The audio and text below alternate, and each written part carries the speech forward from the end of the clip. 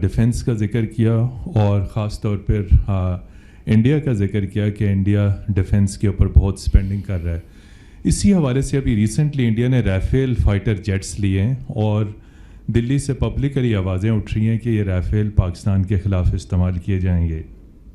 سوال آپ سے یہ ہے کہ رافیل سے ہماری سیکیورٹی کو کتنے چیلنجز لاحق ہیں اور ہم ان کا کیسے مؤثر جواب دے سکتے ہیں. دوسرا آپ نے کہا کہ غلط نیوز آتی ہے تو اس کی تحقیق کر لی جائے. بڑا اچھا پالیسی سٹیٹمنٹ ہے. گزشتہ 24 گھنٹوں سے خبر گردش میں ہے احسان اللہ احسان کا سٹیٹمنٹ, اور وہ PO دیوا پہ بھی چلا, اس پہ ابھی تک کنفیوژن ہے.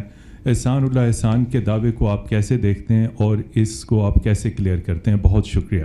Thank you. سب سے پہلے آپ نے انڈیا کی ڈیفنس پریپیئرڈنس کے بارے میں بات کی.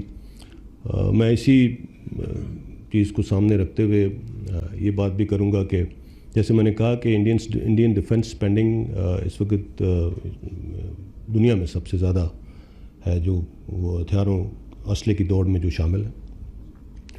5 رافیل کا سفر جیسے فرانس سے ہندوستان تک کور کیا گیا, وہ دکھاتا ہے کہ ان کی انسیکیورٹیز کا لیول کیا ہے. بٹ بہرحال 5 آ جائیں 500 آ جائیں, we are fine, we are absolutely ready, اور الحمدللہ ہمیں اپنی استطاعت پہ کسی قسم کا شک نہیں ہے اور ہم نے اس کو پروو بھی کیا ہے. So it's not going to make much of a difference. But yes, جس طرح سے ڈیفنس اسپینڈنگ انڈیا کر رہا ہے, جو ڈفرینس ہمارے ڈیفنس بجٹ اور انڈیا کے ڈیفنس بجٹ میں ہے, یہ اس علاقے کے اندر کنونشنل بیلنس کو افیکٹ کر رہا ہے. اور جب کنونشنل بیلنس افیکٹ ہوتا ہے تو چیزیں کسی اور ڈومین میں چلی جاتی ہیں. سو انٹرنیشنل کمیونٹی کو بھی اس چیز کو دیکھنا چاہیے. پاکستان کے اندر اکثر یہ آوازیں اٹھتی ہیں کہ پاکستان فوج کا بجٹ بہت زیادہ ہے. حال ہی میں ایک سٹیٹمنٹ دی گئی کہ 84% بجٹ تو فوج کھا جاتی ہے. میں آئی ایم شیور آپ لوگ سب انفارمڈ آڈینس ہیں, آپ کو بہتر معلوم ہے کہ پاکستان کا ڈیفنس بجٹ کیا ہے. اس وقت ہم 17% پہ ہیں, وہ بھی نیوی, ایئر فورس اور آرمی کے اندر ایکولی اپنے سوات کے مطابق ڈسٹریبیوٹ ہوتا ہے. اور پچھلے 10 سالوں سے پاکستان کی ڈیفنس اسپینڈنگ لگاتار نیچے جا رہی ہے, اوپر نہیں جا رہی.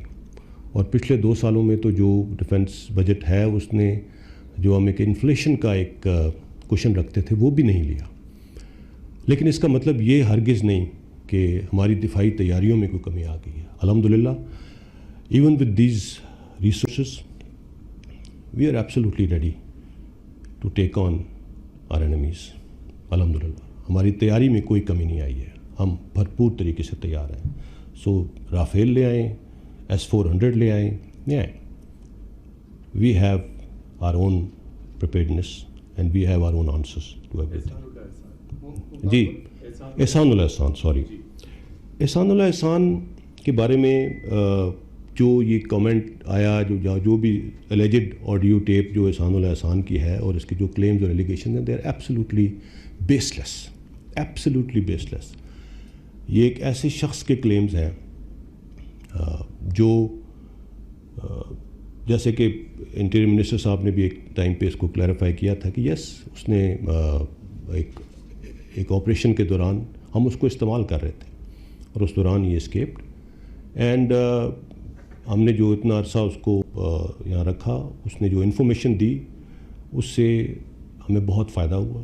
خاص طور پہ جو ٹیررسٹ آرگنائزیشنس تھیں کچھ جن سے اس کا تعلق رہا تھا, ان کو ڈسمینٹل کرنے میں, اس انفراسٹرکچر کو ڈسمینٹل کرنے میں اس نے جو انفارمیشن دی اس نے ہمیں بہت فائدہ پہنچایا.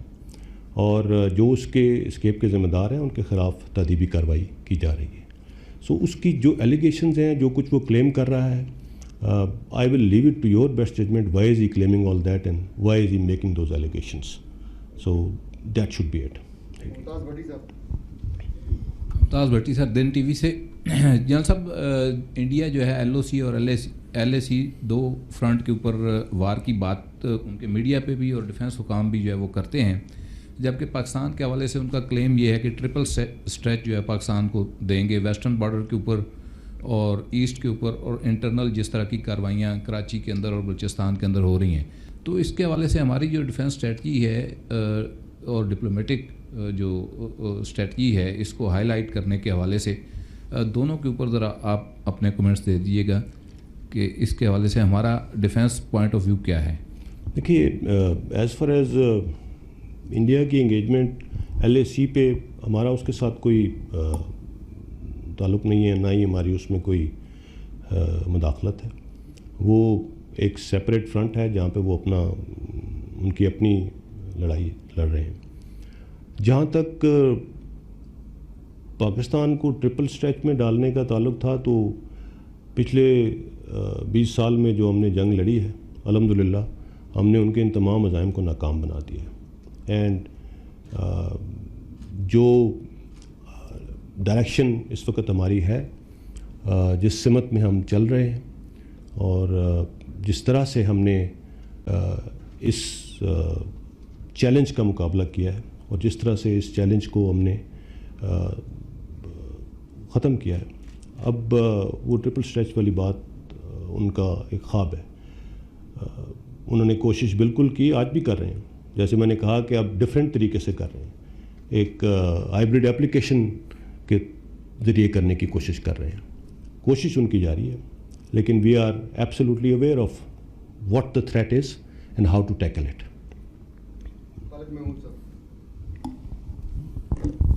Thank you very much sir. صاحب خالد ایکسپریس ٹی وی.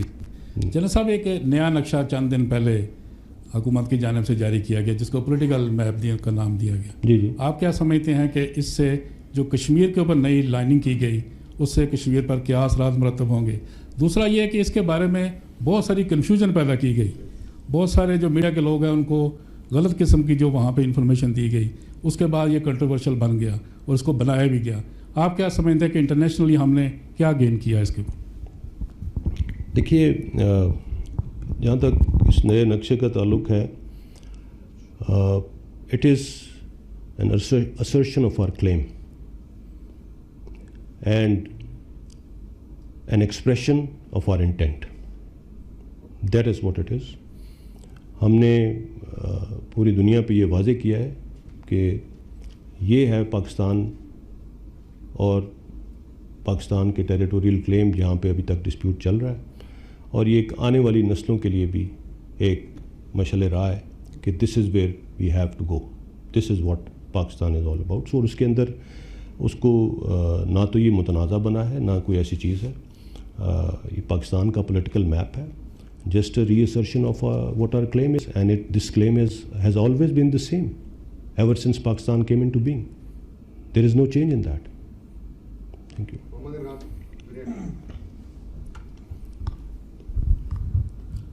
سر گاہے بگاہے ڈیورنٹ لائن کے ایشوز جو ہیں وہ پھر سامنے آتے رہتے ہیں. آج بھی ایک اسٹیٹمنٹ آئی فینسنگ کے حوالے سے افغانستان کے، مائک تھوڑا قریب، فینسنگ کے حوالے سے آج بھی ڈیورنٹ لائن کا ایشو پھر ایک دفعہ کے افغانستان سے ڈیورنٹ لائن مت کہیے، پاک افغان بارڈر کی، پاک افغان بارڈر کے اوپر حوالے سے، مطلب افغانستان کا تو موقف اس حوالے سے جو ہے وہ سامنے آتا رہا. سر ایک تو اس کے اوپر تھوڑی سی آپ کلیئرٹی دے دیں کہ پاکستان کا اس وقت اس کے حوالے سے جو ہے صورتحال کیا ہے، کیا سٹینس ہے، اس کے اوپر دے دیں. تو دوسرا سر یہ آپ سمجھتے ہیں کہ اوور آل اس وقت لوکسٹ اور پھر اس کے بعد کرونا اور پھر اس کے بعد اس وقت جو ریجنل صورتحال ڈیولپ ہو رہی ہے اس میں انٹرنل سیکیورٹی کے حوالے سے آپ لوگ مطمئن ہیں کہ پاکستان کی اس وقت جو انٹرنل سیکیورٹی کی صورتحال ہے یہ بہترین سچویشن میں ہے؟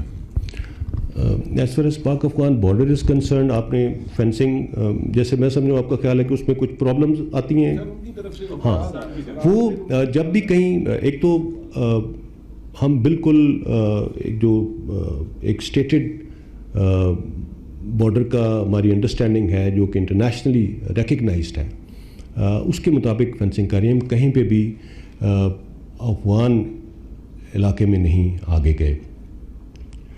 جہاں پہ کوئی تھوڑا بہت پرابلم آتا ہے کہ افغان سائڈ کو کوئی اس کے اوپر اعتراض ہو تو وہ ایک بارڈر میٹنگ کا ایک میکنزم ہے، اس میکنزم کے تحت اس کو حل کیا جاتا ہے اور اس سے آگے تبھی بڑھا جاتا ہے جب دونوں سائڈز اس کے اوپر متفق ہوں.